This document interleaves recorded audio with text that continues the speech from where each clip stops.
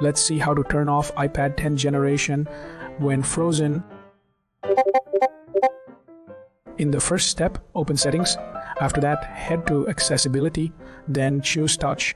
Later, select Assistive Touch and enable it. In the next step, press and hold the power button. After that, quickly tap the volume up button. After that, quickly tap the volume down button. After that, continue pressing the power button until the display changes. In the next step, open Settings, then move to General.